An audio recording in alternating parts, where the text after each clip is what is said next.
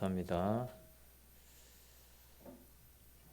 우리 오늘 함께 나눌 말씀 같이 보겠습니다. 오늘 말씀은 민수기서 3장 1절부터 10절까지 말씀 보겠습니다. 구약성경 197페이지에 있는 민수기 3장 1절부터 10절까지 말씀 보겠습니다. 민수기서 3장 1절에서 10절까지 말씀.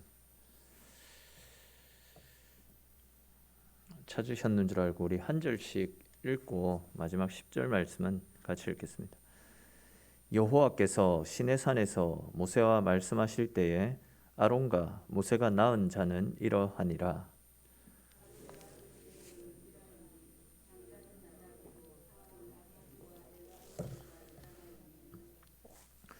이는 아론의 아들들의 이름이며 그들은 기름 부음을 받고 거룩하게 구별되어 제사장 직분을 위임받은 제사장들이라.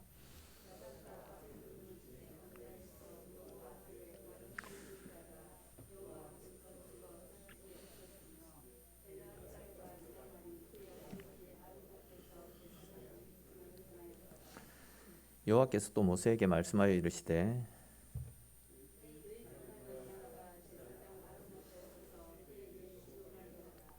그들이 해막 앞에서 아론의 직무와 온 회중의 직무를 위하여 해막에서 시무하되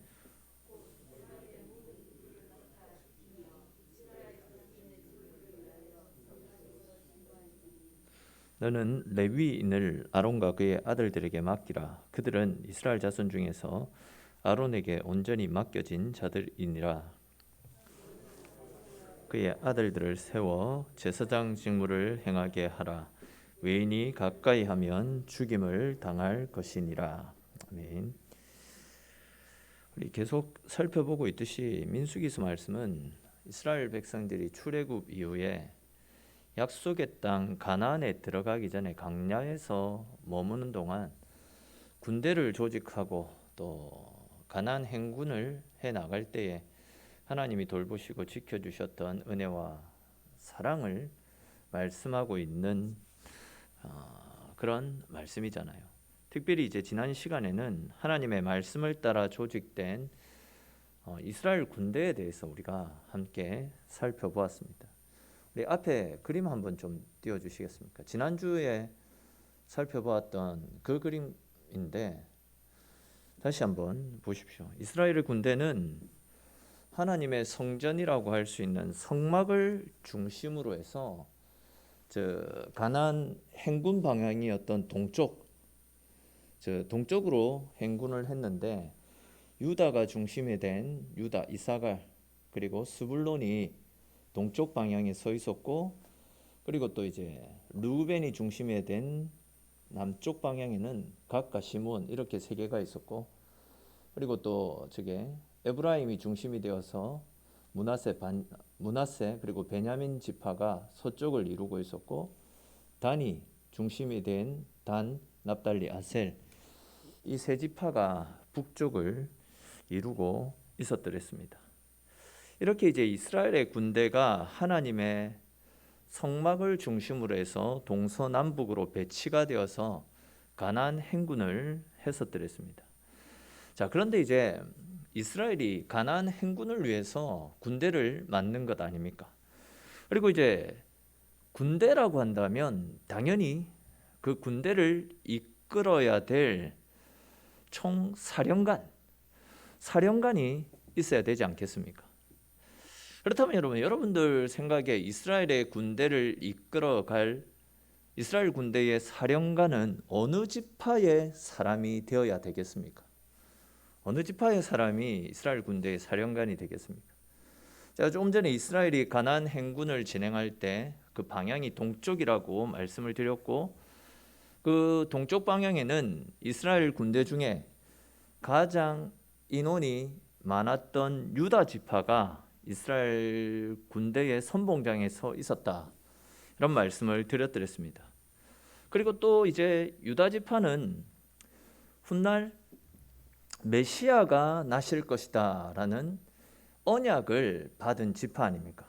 그러다 보니까 이제 많은 사람들이 당연히 우리 중에서 인구도 군대를 이루는 인구도 가장 많고 훗날 메시아를 배출하게 될 유다 지파에서 사령관이 나와야 되지 않겠나, 이런 생각을 할 수 있을 겁니다. 어쩌면 이런 생각이 당연하다라고도 말씀드릴 수 있습니다. 근데 보시면 하나님께서는 이렇게 수적으로 우세할 뿐만이 아니라 메시아에 대한 예언까지도, 언약까지도 약속받았던 유다 지파에서 사령관을 내시지 않았습니다. 그러면 여러분, 어떤 지파에서 이스라엘 군대를 이끌어갈 총사령관이 배출되었겠습니까? 우리 오늘 보면 3장 1절 말씀을 같이 한번 읽어보겠습니다. 같이 읽겠습니다. 여호와께서 시내산에서 모세와 말씀하실 때에 아론과 모세가 낳은 자는 이러하니라. 아멘. 우리가 살폈듯이 1장과 2장까지의 말씀에서는 이스라엘 군대를 조직하는 내용들을 쭉 말씀해 주셨는데 3장 말씀을 시작하면서는 아론과 모세가 낳은 자는 이러하니라 라는 말씀으로 시작해서 그 뒤의 내용을 쭉 보면 아론의 자녀와 관련된 말씀들이 쭉 열거가 되어져 있습니다.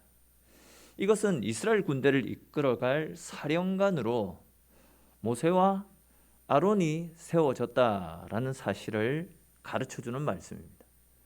자, 그렇다면 여러분, 모세와 아론은 어느 지파의 사람입니까? 그렇죠, 레위 지파의 사람입니다. 즉 레위 지파가 이스라엘 군대를 이끌어갈 총사령관으로 지목이 되어졌다라는 겁니다. 자, 그렇다면 우리는 여기에서 하나님께서 레위 지파를 이스라엘 군대의 사령관으로 삼으신 그 이유에 대해서 진짜 진지하게 한번 생각해 볼 필요가 있습니다. 그림은 좀 계속 띄워주시면 좋겠습니다. 그림을 보시면 이스라엘의 12지파에 한번 쭉 살펴보십시오. 레위 지파가 포함이 되어져 있습니까? 없습니까? 레위 지파는 포함이 되어져 있지 않습니다. 근데 만약에 저기에다가 레위 지파를 포함시키면 13개 지파가 되잖아요. 분명 야곱에게는 12아들이 있었고 그 아들들이 중심을 이루어 이스라엘을 세웠기 때문에 이스라엘은 12지파가 되어져야 됩니다. 근데 이제 레위를 포함하면 13개 지파가 되지 않습니까? 그 이유가 무엇입니까? 아시겠지만 그렇게 중요하지도 않지만 혹 모르시는 분들을 위해서 간단하게 말씀을 드리면, 하나님께서 지파를 계수할 때에 레위 지파를 빼라고 하셨죠. 그리고 대신에 레위 지파를 빼고 요셉에게 있었던 두 아들 에브라임과 므낫세, 요셉의 아들 두 명의 아들들에게 각각의 지파의 분복을 주어서 그들을 통해서 12지파를 완성하라라고 말씀하셨기 때문에 12개의 지파가 된 이스라엘이 탄생하게 된 겁니다.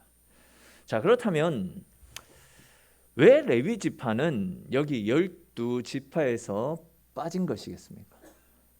당시 군대, 지금은 군대가 이루어진 것 아닙니까? 자, 그런데 이제 군대라고 하면, 당시 군대라고 하면 총으로 싸우는 부대가 아니잖아요.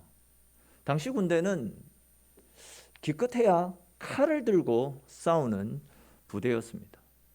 칼로 싸운다라고 가정을 했을 때, 그렇다면 당연히 칼을 잘 쓰고 용맹한 사람이 군대에 들어와야지 그 군대도 강한 힘을 가질 수 있게 되지 않겠습니까? 근데 이제 당시에 야곱의 12아들 중에서 가장 칼을 잘 쓰고 용맹함 하면 절대 빠질 수 없는 아들이 누구냐면 레위였습니다. 레위. 창세기 말씀해 보시면 잘 아는 내용인데, 야곱의 딸 디나가 세겜 땅에 놀러 갔다가 세겜 땅의 추장의 아들에게 겁탈을 당하지 않습니까? 그때 이제 디나의 오라비였던 시므온과 이 레위가 세겜 추장의 아들들에게, 당신들이 나의 동생 디나와 혼인을 맺으려면 할례를 행해야 된다. 우리는 할례 받지 않은 이방 민족들과 절대 함께 할 수 없다라는 말로 그들을 속이고 세겜 땅 사람들을 모두 할례 받게 하지 않습니까? 그렇게 해서 이제 세겜 땅의 남자들이 걸음을 걸을 수 없게 되자 시므온과 레위가 중심이 되어서 이 세겜 땅을 다 전멸시켜 버렸더랬습니다. 그 일이 있고 나서 이제 야곱이 죽기 전에 아들들을 축복할 때에 레위를 향해서 했던 말이 있습니다. 창세기 49장 5절 말씀해 보시면 그들의 칼은 폭력의 도구라고 표현을 하고 있습니다. 그만큼 칼을 잘 쓴다라는 거죠. 칼을 쓰는 데 있어서는 능하다라는 겁니다. 그리고 이제 계속되는 창세기 49장 6절과 7절 말씀해 보시면 그들은 그들의 분노대로 사람을 죽이고 그들의 혈기대로 소의 힘줄을 끊었고 그 노여움과 분노가 혹독하고 맹렬하였다라는 그런 표현을 사용하고 있습니다. 야곱의 예언대로라고 한다면 레위는 그리고 레위 후손들은 가장 칼을 잘 휘두르고 가장 싸움을 잘하는 가장 용맹한 족속들이다라는 겁니다. 쉽게 말해서 싸움에 있어서는 최고가 레위였다라는 겁니다.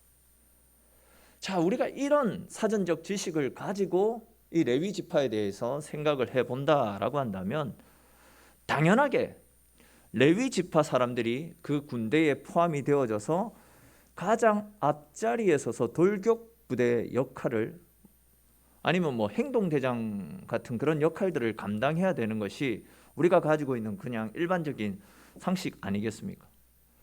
그런데 왜 하나님께서는 이렇게 싸움을 잘하고 칼을 잘 휘두르는 레위 지파 사람들을 이스라엘 조직의 군대에서 아예 빼버리신 것이겠습니까? 솔직히 아마 이스라엘 사람들은 이스라엘 군대에서 레위 지파 사람들이 빠진 것에 대해서 굉장히 의아해했을 것입니다. 그들은 뭐 세겜 사람들을 칼로 전멸시킨 전력도 있고 가장 싸움도 잘하고 용맹한 사람들이 레위인인데 그런 사람들이 전투 부대에서 빠지다 보니까 그들 스스로가 생각해도 이스라엘 사람들 스스로가 생각해도 레위 사람들이 빠지니 우리 전력이 약화될 수 있겠다. 이런 생각을 분명히 했을 것입니다. 그런 생각을 하고 있는 사람들에게 하나님께서 주시는 말씀이 있었습니다. 우리 민수기서 1장 49절부터 51절까지 말씀 한번 같이 읽어볼까요? 민수기 1장 49절에서 51절까지 말씀 우리 같이 한번 읽도록 하겠습니다. 너는 레위 지파만은 계수하지 말며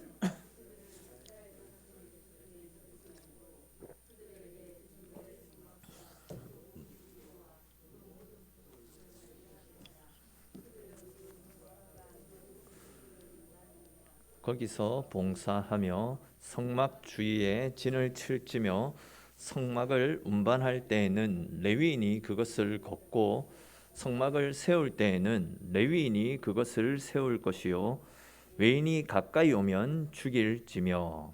아멘. 그러니까 이제 하나님은 가장 싸움을 잘하고 용맹한 레위인들을 이스라엘 군대 가운데 배치시키신 것이 아니라 성막에 배치시켜서 성막을 지키고 돌아보는 일을 감당하게 하셨습니다. 그리고 이제 오늘 본문 7절 8절 오늘 본문 7절 8절 말씀해 보시면 그들은 해막에서 심호하면서 해막의 모든 기구를 맡아서 지키는 일을 감당하게 하셨던 것을 볼 수 있습니다. 그러니까 이제 쉽게 말해서 레위인들은 예배 드리는 일과 관련된 모든 일들을 맡아서 섬기도록 하셨다라는 그 말씀입니다. 아시는 것처럼 성막 안에는 하나님께 예배 드릴 때 사용되어지는 모든 성막 기구들이 다 들어가 있잖아요. 그리고 이제 그런 모든 성막 도구들은 항상 하나님의 뜻대로 거룩하게 구별되게 사용이 되어져야 됩니다. 또 이제 성막은 천막 같은 거잖아요. 지금 이스라엘은 광야에서 생활하고 있기 때문에 하나님의 지시가 있으면 이동을 해야 됩니다. 그러면 그렇게 이동을 할 때마다 성막을 어떻게 해야 됩니까? 성막을 철수해 가지고 그 안에 있는 성전 기구들을 다시 수거해 가지고 다 옮겨야 됩니다. 그리고 이동을 같이 해야 됩니다. 그리고 이제 또 어떤 곳에 정착을 하게 되면 다시 성막을 치고 성전 기구들을 다시 재배치하고 또 다시 세팅하는 그런 일들을 해야만 했다라는 겁니다. 그 모든 일들을 하나님께서 이 레위 지파 사람들에게 감당하도록 하셨다라는 거죠. 그것뿐만이 아니라 말씀해 보시면 찬양대를 뽑아가지고 제사를 드릴 때 하나님께 찬양 드리는 일을 레위 지파 사람들이 했고, 또 백성들의 신앙생활을 돕는 영적 도우미 역할도 이 레위 사람들이 하게 하셨습니다. 또 이제 10장 마지막 부분에 보시면 외인이 성막을 더럽히기 위해 출입할 때 그들을 죽이도록 명령까지 하셨더랬습니다. 즉 하나님의 거룩을 훼손하지 못하도록 그 일을 지키는 일에 이 레위 사람들을 세우셨다라는 거죠. 그러면 여러분, 하나님은 이렇게 가장 싸움을 잘하고 용맹한 레위 지파에게 왜 이스라엘의 군대가 되어서 외부의 적들과 맞서서 싸우는 일을 시키지 않고 성막을 지키고 예배를 돕는 일들을 감당하도록 하신 것이겠습니까? 근데 우리가 여기에서 먼저 알아야 될 부분들이 있는데, 그것이 무엇이냐면 레위인들이 감당했던 성막을 지키는 일, 달리 표현해서 성막을 보호하는 일은 결국 하나님의 임재를 지키는 일이었다라는 거죠. 성막을 보호하는 것은 결국 하나님의 임재를 보호하는 일이었습니다. 지난 시간에 말씀을 드렸듯이 이스라엘 백성들이 가나안을 향해서 믿음의 행군을 할 때에 이스라엘의 12지파의 군대는 하나님의 성막을 중심으로 이동했잖아요. 그림에도 보시면 성막이 항상 중심에 있었습니다. 이 말씀은 하나님의 백성들의 삶은 항상 하나님을 중심에 모시고 하나님의 임재를 따라, 하나님의 말씀을 따라 움직여야 된다라는 사실을 가르쳐 주는 것이다 네 말씀을 드렸습니다. 그만큼 이제 이스라엘 백성들에게는 하나님의 임재하심과 또 그분의 임재를 따라 생활하는 것이 굉장히 중요하다라는 거죠. 근데 이제 이렇게 중요한 하나님의 임재를 상징하는 이 성막을 지키는 일을 레위인들에게 맡기셨다. 가장 힘이 센, 가장 싸움을 잘하는 레위인들에게 맡기셨다라는 이 말씀은 광야 생활을 함에 있어서 진짜 중요한 것은 외부와의 싸움, 즉 적들과의 싸움이 아니라 내부와의 싸움, 그들 중심, 그들 내부에 있는 내부와의 싸움이다라는 거죠. 다시 말해서 진짜 적은 내부에 있기 때문에 그 내부의 적들로부터 하나님의 임재를 지킬 수 있도록 가장 강한 레위 사람들을 배치해 놓으셨다라는 그 이야기입니다. 그렇다면 여러분, 우리는 여기에서 하나님이 말씀하시는 내부의 적이 무엇인지를 알아야 되지 않겠습니까? 이스라엘을 공격해왔던 내부의 적이 무엇이겠습니까? 그것은 하나님과 우리와의 관계를 가로막아서 우리가 하나님 앞으로 나아가 하나님을 섬기지 못하도록 만드는 모든 것들을 이야기합니다. 다시 말해서 하나님이 아닌 우상을 따르게 만드는 우리 속에 있는 죄, 우리 속에 있는 악함이 우리가 진짜 겸비하고 싸워야 되는 우리 속에 있는 내부의 적이었다라는 거죠. 사실 이스라엘 백성들이 광야에서 생활할 때 이스라엘을 넘어뜨리기 위해서 쳐들어오는 이방 세력들을 물리치는 일은 하나님이 알아서 다 해주셨거든요. 또한 맹수의 공격이나 사막의 거친 바람이나 추위와 같은 견디기 힘든 환경과의 싸움 역시도 하나님께서 막아주시고 지켜주시면 그런 것들은 아무런 문제가 되지 않았거든요. 즉 이스라엘을 넘어뜨리기 위해서 위협해오는 모든 외부적인 위협들, 외부적인 요소들은 하나님이 모두 물리쳐 주셨기 때문에 그것은 그들에게 아무런 어려움도 아무런 곤란도 겪지 않았습니다. 말씀을 읽어보시면 이스라엘이 외부의 적 때문에 광야 생활할 때 곤란을 겪었던 적이 있었습니까? 거의 없었습니다. 하나님이 외부의 적들을 다 차단시키시고 다 막아주셨기 때문이죠. 근데 진짜 광야 생활 동안 이스라엘을 넘어지게 만들고 힘들게 하고 괴롭혔던 것은 그들 내부 속에 있었던 그들 스스로였다라는 거예요.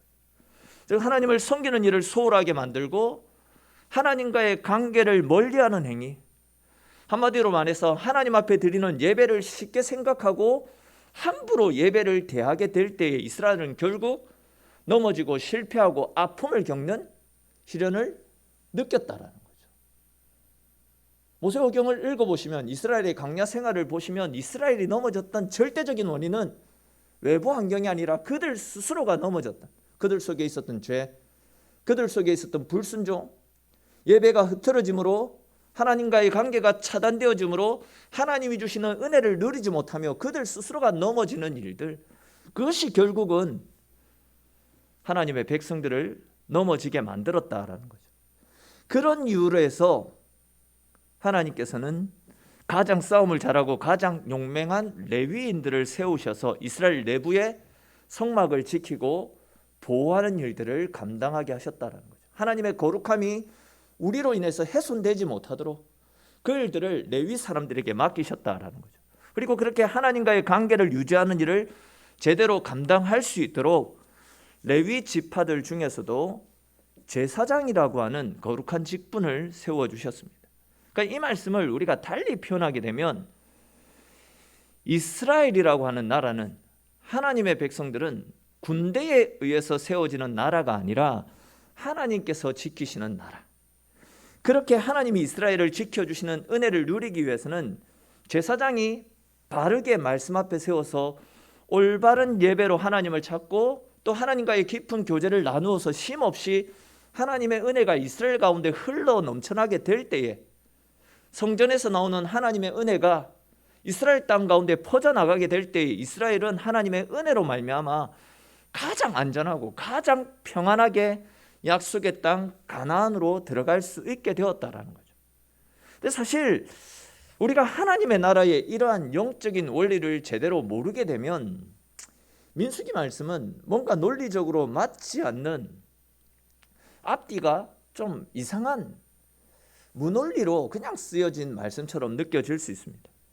왜 그렇습니까? 앞에서도 비슷한 말씀을 드렸듯이 1장과 2장까지 말씀에서는 계속해서 광야에서 생활하기 위해 군대를 조직하라라고 말씀하시고 군대와 관련된 말씀을 계속 하시더니 3장에 와서는 갑자기 성막과 제사장과 관련된 말씀을 들려주시니 뭔가 문맥상 맞지 않는 뜬금없는 소리처럼 느껴질 수도 있다라는 거죠. 그렇잖아요. 군인은 적들과 싸우면서 사람을 죽임으로 나라를 지키는 사람들이고, 제사장은 예배를 드리는 사람인데 군대와 제사장을 같은 선상에 놓고 이야기를 한다라는 것은 문맥상 뭔가 조금 어색하지 않습니까? 근데 이제 중요한 것은 하나님께서는 이 말씀을 통해서 분명히 당신이 전하고자 하는 목적이 있었다. 그것은 앞에서도 말씀드렸던 것처럼 이스라엘은 군대로 말미암아 세워지는 나라가 아니라 하나님의 은혜로 말미암아 세워지는 거룩한 하나님의 나라다라는 사실을 가르쳐 주시기 위해서였다라는 거죠. 우리가 볼 때에 군인과 군대하고 또 이제 제사장과 예배는 완전히 다른 것처럼 보일 수 있습니다. 그렇지만 하나님이 보실 때는 같은 것이다라는 거죠. 조금 다른 관점에서 말씀을 드리면, 하나님께서는 우리가 세상에 나아가서 어떻게 세상과 맞서 싸워 이길 것이며 어떻게 세상과의 경쟁에서 넘어지지 않고 세상을 무력화시킬 수 있느냐, 우리가 어떻게 하면 세상에서 으뜸이 가는 삶을 살 수 있느냐, 이런 문제보다도 우리가 하나님의 군대로서 얼마나 하나님과의 올바른 관계를 유지하며 얼마나 하나님을 신뢰하며 얼마나 하나님을 붙잡고 믿음으로 살아가느냐, 하나님은 그것을 더욱더 귀하게 여기신다라는 것이죠. 사실 우리가 다들 경험이 있을 것이다 라고 생각이 되는데, 많은 사람들이 세상에서 뒤처지지 않고 또 세상에서 앞서 나가고 세상에서 인정받고 내가 원하는 어떤 것을 이루기 위해서 많은 힘을 기울입니다. 그렇게 힘을 쓰다 보면요, 많은 경우에 하나님과의 관계에서 금이 가기 시작합니다. 그리고 하나님을 멀리하게 되는 경우들을 종종 경험해 보았을 것입니다. 즉 열심히 돈 벌고 열심히 사업하고 열심히 공부하고 열심히 살아감으로 세상에서 뒤처지지 않고 세상에서 이겨야지, 앞서가는 삶을 살아야지, 이런 생각들을 많이 합니다. 근데 그러기 위해서는 어떻습니까? 자연적으로 하나님을 섬기는 일은 조금 덜 해도 되지 않을까, 이런 마음이 생깁니다.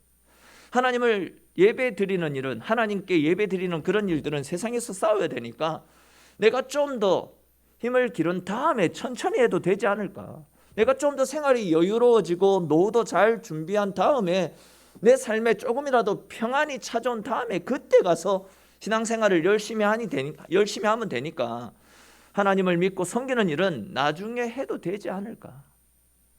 솔직히 이런 생각들을 품고 살아가는 분들이 많이 있습니다. 그렇게 되면 우리 내부에 균열이 생기게 되고 하나님과의 관계에서 실패해서 결국은 인생마저도 실패의 나락으로 떨어지는 그런 경우들을 많이 보게 됩니다. 여러분, 그 이스라엘 백성들의 그 정복 전쟁 가운데 난공불락의 성, 높고 견고한 여리고성을 무너뜨리지 않습니까? 그렇게 이제 여리고성을 무너뜨리고 난 이후에 그 승리의 기세를 몰아가지고 아이성에 쳐들어갔잖아요. 근데 이제 여리고성에 비해서 아이성은 진짜 별 볼 일 없고, 표현이 그렇지만 진짜 볼품없던 굉장히 작고 미세했던 작은 성에 불과했거든요. 근데 왜 그들이 여리고성은 그렇게 쉽게 정복했으면서도 아이성 정복은 실패하고 말았습니까? 여리고성을 쳐들어갔을 때에는 그들 가운데 예배가 살아있었거든요. 즉 말씀대로 순종하고 말씀에 목숨을 거는 간절한들이 그들 속에 묻어 있었더랬습니다. 그렇게 그들은 하나님이 시키는 말씀에 순종하며 진짜 하나님 뜻대로 행함으로써 난공불락의 성 여리고성을 정복할 수 있었습니다. 아이성 전투는 어땠습니까? 그들 속에 있는 죄를 다스리지 못해서, 말씀해 보시면 모세도 아이성을 치러 갈 때는 기도하지 않고 그냥 보냅니다. 여리고성을 치러 갈 때는 기도하고 난 다음에 하나님의 뜻을 물어보고 여리고성을 치러 갔는데 아이성은 그냥 보냅니다. 그들 속에 있는 죄, 교만함을 다스리지 못해서 그들 내부에 균열이 생기기 시작했고, 하나님의 말씀대로가 아니라 자기들의 경험과 자기들의 힘으로 싸우다가 결국은 작고 보잘것없던 아이성도 무너뜨리지 못하고 결국 실패하고 패배하는 아픔을 겪지 않았습니까? 무슨 말씀입니까? 계속 말씀드리고 있듯이 하나님의 군대는 우리의 힘으로 싸우는 것이 아니다라는 거죠. 하나님의 군대는 하나님의 말씀을 따라 우리의 거룩을 지키고 말씀 앞에 순종하며 하나님의 뜻대로 세워나갈 때 그때 강력한 힘을 발휘할 수 있다라는 겁니다. 사실 겉으로 보게 되면 이스라엘의 12지파로 구성된 군인들이 적들과 맞서서 싸우는 것 같지만, 즉 이스라엘이 적들과 맞서 싸우는 것 같지만 그것이 아니다라는 거죠. 그들의 중심에 계신 하나님이 그들을 위해서 싸워주셨다라는 겁니다. 그들이 하나님을 믿고 신뢰할 때는 하나님이 그들을 위해서 싸워주셨다는 거죠.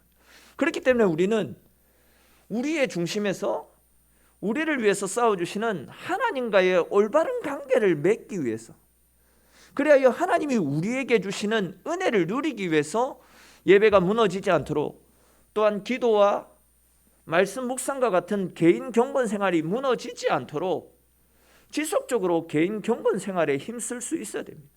그 일들을 위해서 하나님은 당신의 임재가 머무르고 계시는 성막을 지키는 일들을 가장 힘이 세고 가장 용맹한 레위인들을 세워서 그들에게 그 일들을 맡겨주셨다라는 거죠. 그런 측면에서 우리가 생각을 해볼 때에 여러분, 우리 교회를 지키는 레위인들은 과연 누구라고 생각하십니까? 우리 교회를 지키는 레위인들은 목사의 직분이 아니라 장로와 권사의 직분이 아닙니다. 세상적으로 영향력을 발휘할 수 있는 힘 있는 사람도, 아니면 돈이 많거나 남들보다도 똑똑하고 지혜가 많은 사람들이 우리 교회를 지키는 것이 아닙니다.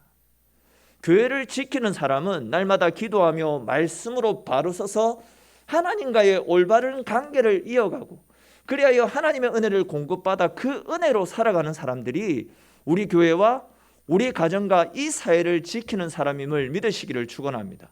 지금 이렇게 기도의 자리에 나와서 함께 기도하는 여러분들과 또 이제 온라인상으로 말씀을 들으며 또 함께 예배를 드리고 기도하시는 여러분들 모두는 나는 우리 교회를 지키라고 부름받은 이 시대의 레위인이다라는 자부심을 가져도 충분하다라고 생각을 합니다.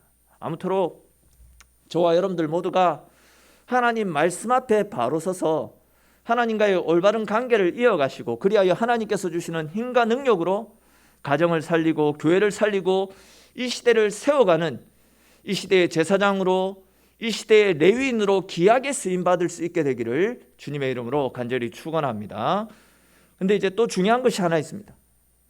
하나님께서는 당신이 부르신 이 레위인들, 성막을 지켜나가는 레위인들, 엄청나게 중요한 일을 맡겨주신 그 레위인들에게 요구하시는 것이 한 가지가 있었습니다. 그것은 바로 하나님 앞에서의 거룩함이었습니다. 우리 오늘 보면 3장 3절에 기록된 말씀 같이 한번 읽어봅시다. 3장 3절 말씀입니다. 이는 아론의 아들들의 이름이며 그들은 기름 부음을 받고 거룩하게 구별되어 제사장 직분을 위임받은 제사장들이라. 아멘.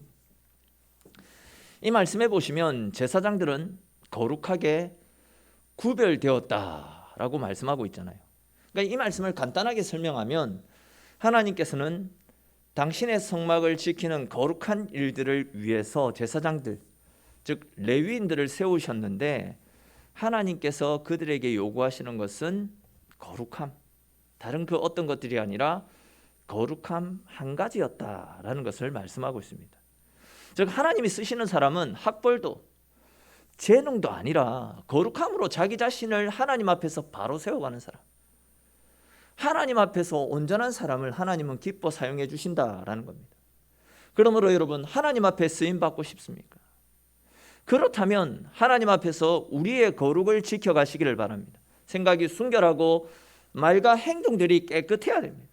하나님은 거룩하지 않은 사람들이 아무렇지도 않게 하나님의 교회를 섬기는 것, 하나님 절대 기뻐하시지 않습니다. 또한 사탄은 그런 교회를 굉장히 우습게 여기고 그런 교회를 쉽게 공격해 들어옵니다. 다들 공감하시겠지만 성령의 기름은 그냥 거룩하지 않은 그릇으로는 절대 담을 수가 없습니다. 우리도 물을 따라 마실 때, 밥을 먹을 때 더러운 그릇에 뭔가를 마시고 싶어 하지 않지 않습니까? 성령께서도 거룩하지 않은 그릇에다가 성령의 기름을, 하나님의 은혜를 부어주시지 않는다라는 거죠. 우리 자신을 거룩함으로 준비시켜 나갈 때에 하나님의 은혜가 우리 가운데 임하게 되지만 거룩을 잃게 되면 기도가 막히게 됩니다. 예배가 흔들리게 되고 영적인 당당함을 잃어버리게 되고 사역의 열매도 사라지게 될 것입니다. 그러므로 하나님 앞에서 귀하게 쓰임받기를 원한다면 우리 자신을 하나님 앞에서 거룩하게 세워나가는 일에 온 힘을 기울일 수 있어야 됩니다. 우리는 다시금 거룩함을 회복할 수 있어야 됩니다. 다시금 하나님 말씀 앞에서 좀 더 거룩해지고 좀 더 거룩해지고 좀 더 정직해지고 좀 더 신실할 수 있어야 됩니다. 지금 이 시대에 하나님께서 찾으시는 사람은 잘난 사람, 똑똑한 사람, 지혜롭고 힘이 있는 사람이 아닙니다. 하나님은 정말 하나님 앞에서 신실한 사람, 하나님 앞에서 정직하고 거룩을 지켜나가는, 하나님 뜻대로 살려고 하고 하나님 앞에 성부를 거는, 하나님 앞에서 거룩한 그 사람을 찾고 계십니다. 그렇기 때문에 우리는 철저하게 주님 앞에 우리의 연약함을 내려놓고 주님을 의지하면서 우리 주님 앞에 자신을 바로 세워가기 위해서 애쓰고 힘쓰는 그런 삶을 살아갈 수 있어야 된다라는 거죠. 내가 아무리 돈이 많아도, 아무리 세상적으로 모든 것을 다 갖추고 있다 할지라도 내 속에 하나님을 사모하는 마음이 없다라고 한다면 하나님은 그런 사람을 눈여겨보시지 않습니다. 우리가 간절히 주님 앞에 기도하며 주님을 찾을 때에 우리 속에 상실되어진 거룩함이 회복되어질 것이고 성령께서 그런 우리의 삶 가운데 임재하셔서 우리의 연약함을 도우시고 하나님 안에서 승리하는 믿음의 사람으로 우리의 인생을 변화시켜 나가실 것입니다. 저와 여러분들 모두가 우리의 힘과 능력이 우리의 거룩함에 달려있다라는 사실을 기억하시고 말씀과 기도로 우리의 거룩함을 잘 지켜서 날마다 우리의 힘이 아니라 하나님의 능력을 힘입고 그 능력에 이끌려 살아가는, 정말 주님이 기뻐하시고 주님이 찾으시는 이 시대의 거룩하고 신실한 레위인으로, 제사장으로 하나님 앞에 거룩하게 쓰임받는 저와 여러분들의 삶이 될 수 있기를 주님의 이름으로 축원합니다. 잠시 기도드리겠습니다.